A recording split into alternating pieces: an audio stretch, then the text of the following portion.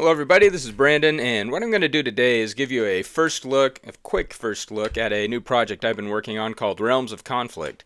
Now, for those of you who have been wondering where the My Colony updates have been lately, well, they've been here. I've been working on this project instead. My friend Belita has been helping me on this. He's kind of, you could call him a creative consultant in a way on the project. And what we're going to do today is just kind of do a brief overview of what Realms of Conflict is, how it's looking so far, talk about some of the technical aspects of it, and when you can play this yourself. So, when you first start the game and get past the title screen, you're going to be brought to the character creator, which is what I have here. You can, pick a name for yourself. I'll be Bast. And this is where you're going to pick your race. Right now, playable races, I have human and the little goblin here. You can customize how your skin looks. You can customize the size and shape of your head, and this does have a cartoony look. You can see on the character creator I kind of got an inspiration on it from, if any of you played the Elder Scrolls game, on Oblivion you can totally customize the shape and sizes and proportions of all your parts of your guy, and I kind of wanted to have something like this. And if you go through and play with this, the different hairstyles, colors, facial hair, eye size, spacing, nose size, ear size, mouth size, body height, leg, you can really make a pretty unique, cursed looking guy. I don't want to go through all that today, so I'm just going to go with the default. And when you start the game out here, you're going to be in this world, especially if you start as the peasant class, which is what I've done here. You, kind of the backstory we'll quickly go into is you were out on like a long hunting trip expedition. You got back. Your town was destroyed by a natural disaster, a flood, and in response to the disaster, instead of helping, the king's men kind of came into your area, took the able-bodied survivors, pressed them into the service, and have blocked the other survivors down here in kind of this now destroyed wasteland. And so that's kind of the backstory here. There's a guy waiting for you. You can talk to him, go through his dialogue. And we're walking around now. For those of you who played My Colony 2, this is actually using the same rendering engine that I used for My Colony 2, although it does look quite a bit different. It's not using voxel art, but this is the Scroll 3D engine I've used on several of my projects. The kind of look for the game I was going for, it does have kind of a cartoony feel to it. I kind of got the inspiration, if any of you played Link's Awakening on the Switch. Obviously, I'm doing this by myself, so my graphics don't look anywhere near as good as theirs.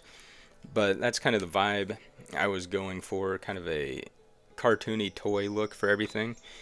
Gameplay-wise, you're going to see it's kind of a mix. The three inspirations I took for the actual gameplay and the controls, it's Diablo, Elder Scrolls, and the Zelda game. And so everything kind of controls like that. I'm using a gamepad right now, but it also supports touchscreen controls and keyboard and mouse, because I want this thing to run on a Steam Deck. I'm looking to get this Steam Deck verified, so it should run good on that. It's going to run on mobile, on touchscreens, and also just on a regular desktop computer. So we can walk around right now. You can bring up your inventory and look at the different stuff you have. If you look at the buttons here, if you can see my mouse cursor, this is the inventory button. This is your player stats, which is like your skill levels, your health, different things like that. This is an attack button if you're not using a controller or a keyboard. This here is a magic attack button if you have some kind of spell equipped. This button just puts you into full screen mode. You'll only see that on certain devices. And this just brings up the main menu. So kind of walk around here, and you're going to see first I'm going to get attacked by one of the first villains in the game. This is a wolf. You can see my wolf artwork I did there. A little note about the artwork on the game. I was originally going to use Blender to create all the 3D models for this, and I loaded it up and started using it, and I realized I don't know how to use Blender. It's very complicated. So for me, as a nerd programmer, it was easier to write my own 3D modeling program called Basic Modeler, which I've used to create all the models in this game. So it's probably the wrong way to do it, but instead of learning how to use Blender, I just made my own 3D modeler. Here we have some happy little flowers and rocks and some happy little trees. We'll go ahead and follow this path and just kind of get a feel for it. Um, I haven't used any game engine like Unity for this. Everything I'm making from scratch. All the graphics I've done from scratch, the 3D models is all made by me. Sound effects. You probably can't hear the music in the recording. It was actually made by my 11-year-old son, but he actually did a pretty good job on it. So that's his contribution. So you first come up to the refugee camp where the survivors of the destroyed town are living. And you can go talk to each of them, get different quests and whatnot. This is kind of how you get quests in the game. You talk to people, they'll have different missions for you. One of the ones you'll want to do right off the bat, because as you see, my health is already at half.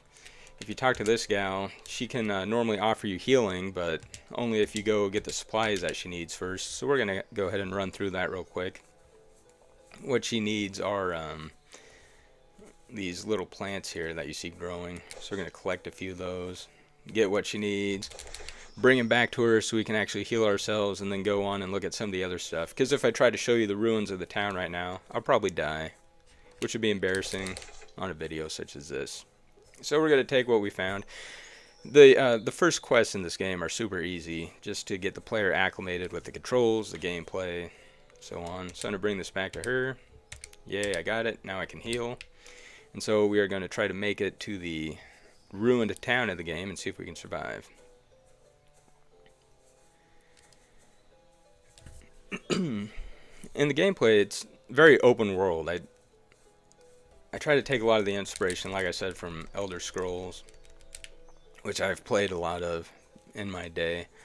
And so you're going to see as you play this, a lot of the questing and a lot of the mechanics work like that, but from a top-down view instead of a first-person view. So here we're starting to get to the town that was destroyed by the flood. It's now been taken over by wolves. Oh no. Am I going to die? Don't die. Okay. Look at that. My poor health. I actually think there's another wolf here. It still could be the end of me. We'll see. Okay. If you go up here, maybe I shouldn't be giving away too much of what you have to do to play the game, but one of the quests I picked up was to find the journal from this poor goblin that got killed somehow, which is up here. I found his journal. I took it. I'm going to bring it back to the town. Oh no.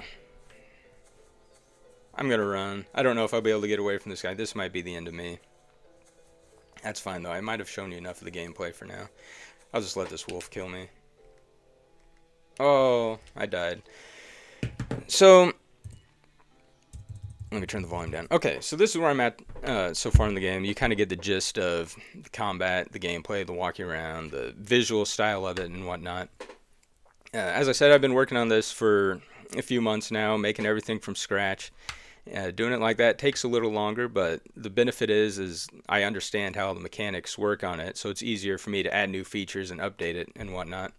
But the engine has finally gotten to the part where I'm ready to have people other than me play it and test it and give me feedback. And it's also to the part where I can now start, instead of just adding technical stuff to the game, I can start adding content, quests, items, things of that nature.